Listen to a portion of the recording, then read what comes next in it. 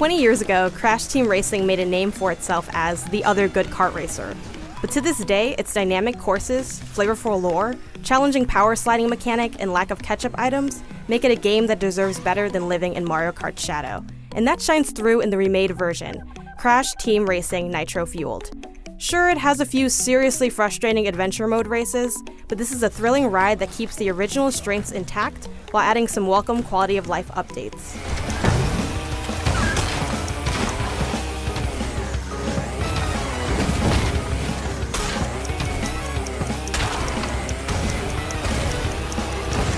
This remake is visually stunning, adding vivid detail and extra personality to its familiar, cartoonishly bright characters and tracks. There are some great optional cosmetic items. I adored just about every single one of the 31 courses, which are taken from both the original Crash Team Racing and the sequel, Crash Nitro Kart. Learning to master each of them proved to be a real challenge because of their frequent tight turns and competent competition from the AI. But from sewers that encourage major power sliding to tunnels completely lined with turbo boosts, the tracks are all fast, playful, and memorable.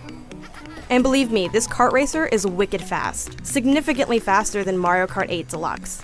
That was jarring at first, but it became a real joyride once I got a feel for it. CTR's unique approach to power sliding takes that speed to another level too, because you need to precisely time button presses to earn up to 3 boosts. The amount of feedback the Turbo Meter's new look gives you makes power sliding easy enough to understand, but still satisfyingly hard to master. You know exactly when and why you fail, and when you succeed, you can feel proud as you slide to victory.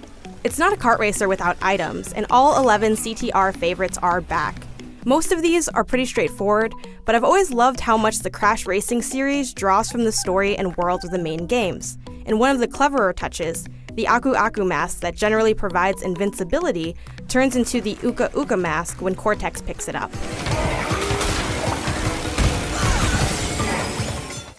CTR's fast pace and general lack of catch-up items make it the most exhilarating kart racer I've played, but also one that's harder to casually jump into with friends. Local split-screen multiplayer was fun when my competitors knew the ropes, but I often found myself just explaining how to play. CTR is harsher than other kart racers because if you're bad at it, items will almost never save you. The ones that might don't appear often enough to stop someone from creating a gigantic lead like a blue shell does in Mario Kart. So far, online multiplayer has been stable enough ahead of launch and offers public and private matchmaking, as well as the option to play with friends in races or battles. Pass it on! While kart racers are primarily about multiplayer, CTR has a fully built-out single-player campaign across 5 hub worlds. Nitro-Fueled mode lets you switch characters to take advantage of their different stats and enjoy all the cosmetic options. This is my preferred mode, but those craving that old-school feel can play in classic mode that strips out those modern updates. By the end of the campaign, you'll probably be great at CTR, but you may also hate CTR because it's undermined by some design choices that make a few bits obnoxiously difficult. Besides some challenging tracks, all the bosses are rubber banded, which means it's essentially impossible to get ahead of them for all 3 laps. No matter how much distance you put between you, they will eventually make a miraculous comeback, so the end of the race is the only part that really counts. At first, this was just a little annoying with some painful and cheap losses, but towards the end of the campaign, it became laughable. A good boss should challenge you to put your knowledge and skills to the test, and designs like this should have been left in the 90s. Extra challenge modes include the decent but ultimately uninteresting time trials and crystal challenge options, as well as the excellent Relic Race and CTR challenge modes. Relic Race is like a time trial, but with the added twist of numbered crates that pause the timer, while CTR challenge mode requires you to collect letters on the track while also finishing in first place. Both of these modes add a new layer of excitement and strategy to otherwise familiar tracks, and the CTR challenge in particular feels a lot closer to the main game because it's the only one with CPU players.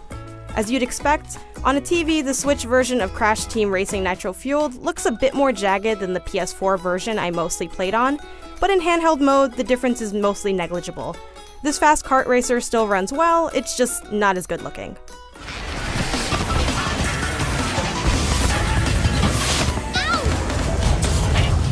Crash Team Racing Nitro-Fueled's difficulty, memorable track design, and addictive power slide mechanic make it a kart racer worth playing, especially competitively.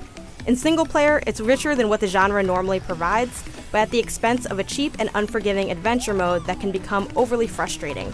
But a new HUD, cosmetic options, and the ability to swap characters during the campaign means there's simply no contest between playing this and the 1999 original. Be sure to head over to IGN.com to read our full review, and for more Crash Team Racing Nitro-Fueled, watch some gameplay or check out a graphics comparison of the Mystery Caves level. And for everything else, keep it right here on IGN.